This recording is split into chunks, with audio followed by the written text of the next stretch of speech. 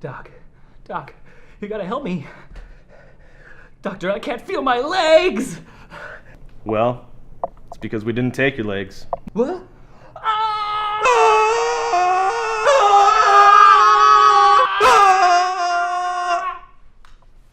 What are you doing? This is nothing. This is nothing. What does this have to do with anything? Not a lot, really. Look, guys, we only have 2 hours to shoot this whole thing. We don't have a lot of time for nothing. Alrighty, and here's this week's script. This is massive. I mean, like, half these are incomplete sentences. Most of these pages are blank. I know, it's pretty great, right? Did you know about this? I just show up. So for this episode, I was thinking, like, we could start out doing, like, unintelligible nonsense and just keep it going through the whole episode. What do you think? On purpose? On purpose, my man. But why? People love it when random things happen. People don't care about making sense. Westworld, Mandy, American politics. Political theater. No, look. Westworld got bad. Aaron hates Mandy. Aaron hates a lot of things. Look, in America, like, that's not funny. That's, like, pretty scary out there right now. I want you to give me one example. One time where such a long-winded abuse of unchecked creative freedom was good for anybody involved. Hi, welcome to Stubtown. My name's Aaron Clausen. Today I'll be your host on this mystic journey. Today, joining me is the best thing since sliced bread. Hi, it's me. I'm Robert Brooks. Today we're going to be talking about a Nicolas Cage film, which already kind of has a bad thing to it, because, I mean, most Nicolas Cage films are bad. Very biased intro, if I'm being honest, but that's okay. Today we're reviewing Mandy. Robert, what did you think of Mandy? That was a great movie. It was really fun. I think it has something in it for really everyone. You might not want to take your entire family at one time, but everyone in the family, I think, would enjoy different aspects of this film. But I know you feel differently. I'm going to be honest, it's one of the worst films I've ever seen. For me personally, I don't like the fact that it kind of, like, it breaks traditional, like, narrative structure. Like, it doesn't really have, like, its midpoint is not necessarily in the middle sort of thing. Its midpoint for, like, Nicolas Cage's character is towards almost the end.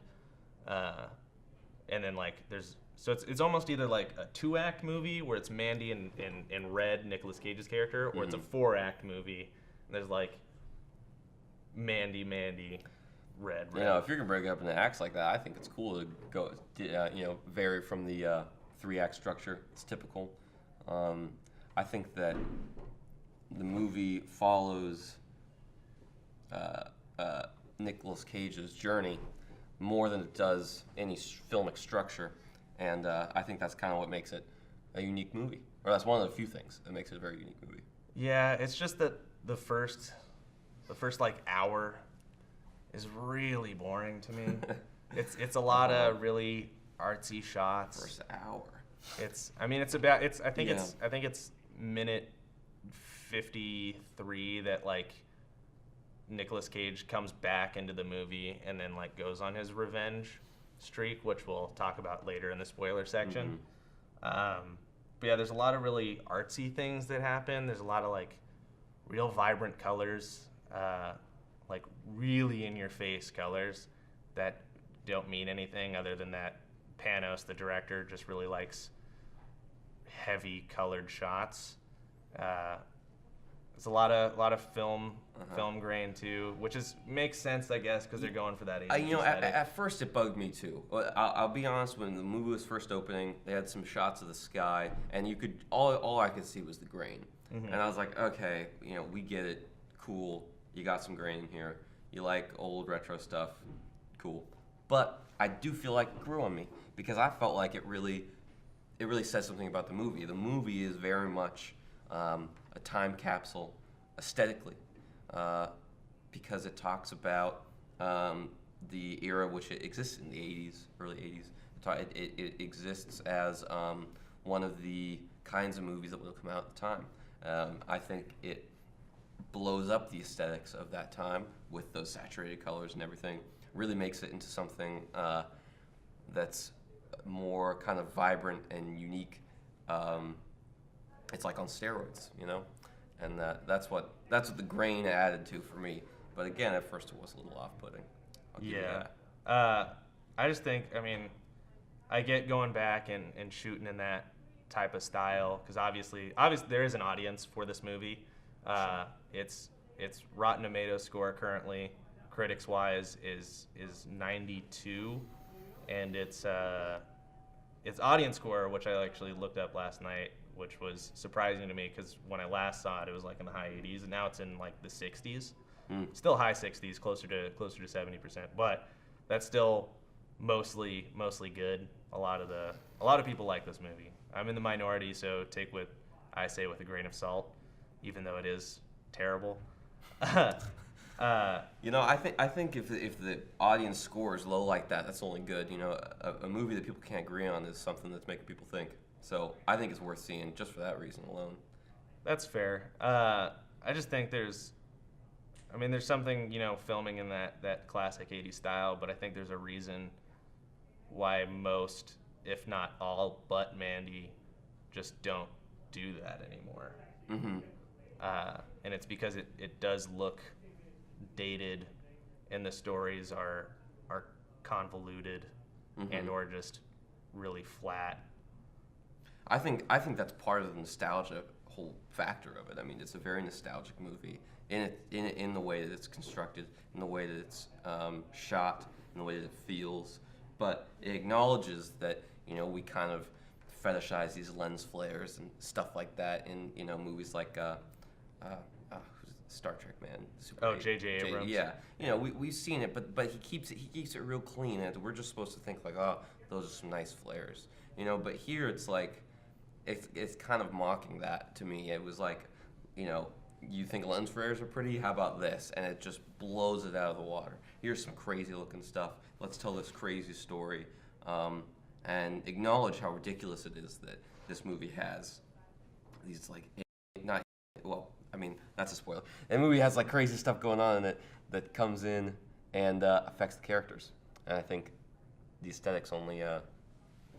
So do you think in like 20, 30 years, the aesthetics we see regularly now will be there'll be like a version of Mandy 20, 30 years from now that'll be like Sure. mostly lens flare stuff like that? Well, maybe not lens flares, but there will for sure be some movies about the early iPhone era. You know, things shot on some weird portrait. You know, some portrait movies that look like really lo-fi, digital. But it's not that horror movie. You know what I'm talking about? It's not no titles are coming to my mind right now, but you know what I mean. It's not a Blair Witch Project. Yeah. It's like 2018 Blair Witch Project. Which, I mean, Kind of going off track, but you know what I mean. That's the avenue that Mandy. That's the course that Mandy is setting. And I think Mandy's an early one in that course. I certainly hope not. I think the script is pretty poor. I mean, I think that's just because it's supposed to be set in that sort of genre. Yeah. But it's just a lot of long monologues for that first hour that just are almost meaningless and don't really add anything to the story other than, you know, you're waiting for Nicolas Cage to kill people. Yeah, well, you gotta hate the people he's killing a little bit first. It's true, and man, does this movie really make you hate those people he's gonna kill. Yeah, they're the worst. And I also think, like, when I read reviews initially going in, I really wanted to like this movie because I was like, man, Nicolas Cage is back. I guess, according to those reviews. Loved him in like stuff like Raising Arizona, where you could kind of just be real insane, but like likably insane. Yeah. Here, I didn't think he was likably insane. I kind of just thought he was the same character he's been in every movie since 2007. And I just feel like it's not that his performance was any better than like other performances he had done in the past. It's just that he finally found a movie that was caught up with his crazy. It's not that he did anything better. It's that the movie finally matched his tone. I'm not one of those people who looks at this movie as like Nicolas Cage's greatest performance. I think he does a good job. I think the movie does fit him very well, like you're saying. But I think that a movie that can cast well is a movie that knows itself, and they cast the perfect guy to play that character, and I think that man's Nicolas Cage. Whether or not he's the greatest actor in the world is kind of irrelevant, because to me, this story is such a great vehicle for him, and vice versa, that, applaud the casting directors if you can applaud anyone. Nick Cage did his thing. He's great dude, great actor, but really here it's like he was the puzzle piece. No, I mean, like, I could agree to that. It's just if Mandy was 2 hours, it's like a 2 hour movie. If Mandy was like 2 hours of the whole Nicolas Cage revenge plot, I probably could have gotten into it a little more. I still really hate the aesthetic style that it went with, but that's just like my personal taste. I don't like that retro, real, almost grindhouse look. But if it had been that, I think I could have gotten into it a little more. It's Mandy's whole arc in the film, before we get into spoilers, is just really stretched out and really boring. I think Panos, who wrote the film, extended things in the wrong spots of the movie and made the beginning just way too long. It lost me so hard and just never got me back with any of the murder stuff. See that? Yeah, I mean, the beginning sold me on what kind of movie I'm gonna see. To me, it's like I know the revenge is coming, and every movie's gonna set it up differently, right? So let's see how they do it. And God, the colors, the editing, this different kind of like the flowing kind of things when the cult leader is walking around trying to convince Mandy to become part of his group after he's given her these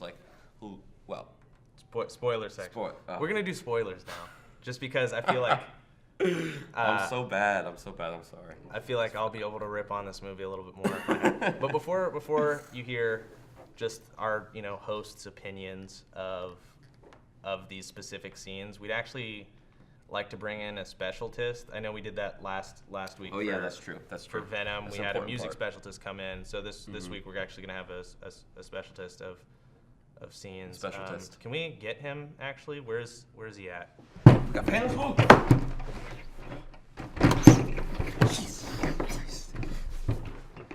Hi, my name's Nick Cage, no relation. What?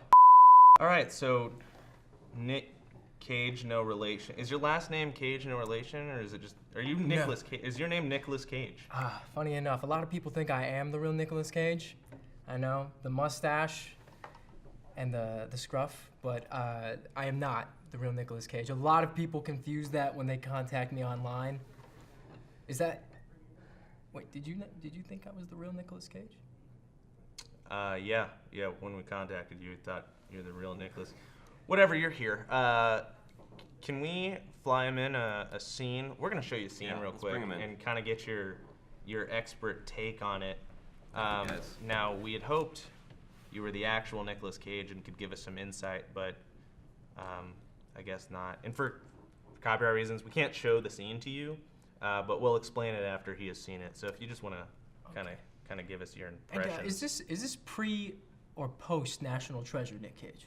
This would be post National Treasure, Nick Cage. I love the Declaration of Independence. And hey, am I getting paid for this? No, you're not going to get paid for this.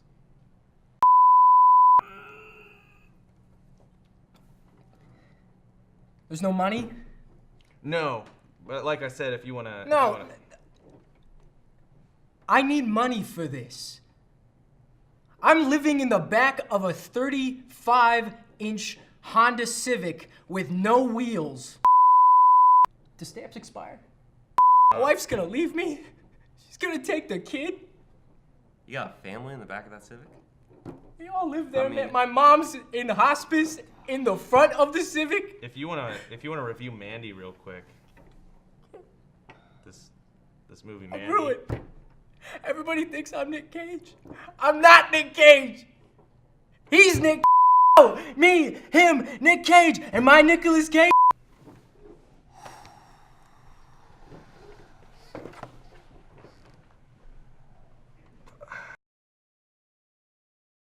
So what's happened now that we can talk about spoilers? Mandy has been killed by this cult leader halfway through the movie, which takes a really long time to get to. And that's where we start. Just gotta keep harping on it, man. That's where we start this revenge journey that Nicolas Cage has. Not that Nicolas Cage. This Nicolas Cage has, where he just goes and kills everybody. Yeah, I mean, this part of the movie is not what I, surprisingly enough, it's not what I come for a Nick Cage movie. But if we're gonna see some great action scenes, I'm all for it. I'm right here for it. And this movie delivered. We had some crazy gore, sliced into the neck, blood spraying out all over Nick's face. I mean, that's some nostalgic stuff right there. That's great. That's juicy. And he's snorting cocaine off some glass. It's crazy. It's a crazy scene. And I feel like everything in that movie elevates that. The lighting in that scene, with the blues and the TV lights, and then the intense red on his face. It's a whole wash of primaries, and I think that's this movie succeeds in delving as deep as possible into the darkness of those primary colors. I think my big issue with it, with the like hyper vibrant colors, it's like the exact opposite of like the Sin City movies, where they use like hyper noir grays and blacks, and then they also have like those vibrant colors that pop in, but that like works for me a little bit better because those visually stimulating colors are like rare and they pop out better. Sure. Where in this, having too flashy of like primary colors for me just makes it like too messy, unless like you give it specific lines, and like you can tell the shapes of things, where these all kind of just mesh and bleed together. There's no I think no I was real talking specific. about, but that's kind of where we've ended up with all these movies. You see the same things over and over again, especially when you're talking about genre pictures, especially when you're talking about a revenge movie. We've seen these scenarios before, and primary colors are the most basic colors. You've seen them before. You knew them when you were a kid, and I think they take all the things that we've seen that we might want to see again in the movies, and it takes what we expect and it blows it out of proportion. It blows it up into a rainbow of violence, and it's not for everyone, but I think that our country's taste for violence at this point in the movies is pretty high, and most people could take it. Before we get into that violence, were there any specific scenes in Mandy's arc that stuck out to you that you want to talk about? Well, I mean, Mandy's arc is pretty. She has kind of a passive arc. I don't think there are a lot of things that happen of her own will. Bland's a good word. She reads, and she gets abducted by a cult leader. Although again, if we're talking about stuff that we've seen before, formats that we recognize, you gotta set up your little easy normal life for Nick Cage and Mandy, but it has to go awry. And I feel like what the movie favors is taking the normal world, normal-ish colors. Maybe it's kind of beautiful, but it's a familiar color palette. And once Mandy gets taken, she takes the aesthetics with her. I don't know. I felt like I wanted to fall asleep Uh-huh. by the time Nicolas Cage showed up. And once Nicolas Cage showed up, I was like, okay, this movie's gonna get good now. And then I watched him cry over Mandy in his underwear in a bathroom. Great scene. Beautiful acting. He's drinking a lot. He acted well, but it was like, it was more of just Nicolas Cage shouting Yeah. and screaming. Fantastic. I mean, what more could you ask for in a movie, right? Anything else. I'm also not a fan of Nicolas Cage's work or his modern work, I guess. Uh-huh. I like him in things like Kick-Ass or, Raising Arizona, Sure. like early, like, I guess Kick-Ass isn't really early stuff. But I like his early stuff. And then he kind of just became almost a parody of himself. And kind of just, Yeah. Nicolas Cage is a character now, not an actor. Like, you go to Nick Cage movies to see Nick Cage be insane, which he is here, but I was just so bored by everything happening beforehand that I just didn't care once I got to Nicolas Cage being insane. I mean, if you have a Nick Cage bias, for sure this is not the movie for you. It's true. You know, this is, if you really like him, you really should see it. If you feel kind of indifferent, I think it might convince you that he's not too bad. That's my take. There's some action scenes in the film. So when I first saw the reviews, I was like, oh good, Nicolas Cage is finally making a comeback. The reviews are making it seem like it's like what John Wick did for Keanu Reeves, Mandy's gonna do for Nicolas Cage, sort of thing. That's what I thought going into it. It's not that. I think I would have been more into the action scenes if they took more time on them, and like a really big issue for me is that opening. If they had extended like the fight scenes to be longer and shortened the beginning, I could have been into it a little bit more. There's like 4 or 5 specific like fight sequences that all seem way too short in comparison to all the non-fight stuff that you would expect from like a crazy Nick Cage movie. Also, the movie being self-aware, I think the cast and crew were self-aware. I'm not entirely sure if the director was, just because of his other feature, which is Beyond the Black Rainbow. Which I've not seen. Takes itself super seriously. It's a sci-fi film, but has almost the exact same like filming aesthetic as Mandy. So I don't know if he just really likes that aesthetic, or he does and then like knew that it was kind of that 80s grindhousey look, so he was like, oh, maybe I should take this and just roll with what this originally came from, or if he just took it seriously like he did his other film.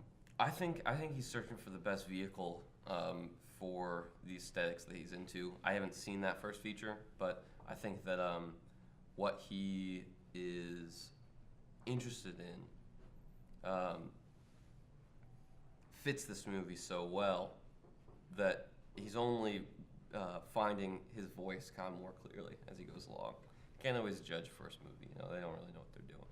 Yeah, I mean It's a growth process, and I think from what I've seen of the first to this movie is that's an exciting trajectory that I look forward to following. I will say quickly, there's one thing I do, like you said, vehicle. There's some shots where like Nicolas Cage is like driving through the forest that I like absolutely love. That's the only thing that I liked about this movie. Were the 2 driving shots. Yeah. I just thought they were shot kind of uniquely. Real quick before we wrap up, would you recommend this movie? Yes. Do you think people should go see it? I think everyone should see this movie. If you like violence, you need to see this movie. If you don't, then you probably should, because it might change your mind. I will say I'm in the minority. I absolutely hated this movie. I guess if you're like really into Nicolas Cage, go see it if you want. But I personally would say don't waste money on it. But that's just me. I mean, I think you're 100% wrong, but that's great. That's the point. So. All right. Well. Thanks for being wrong again. Goodbye from Stubtown. Yeah. See ya.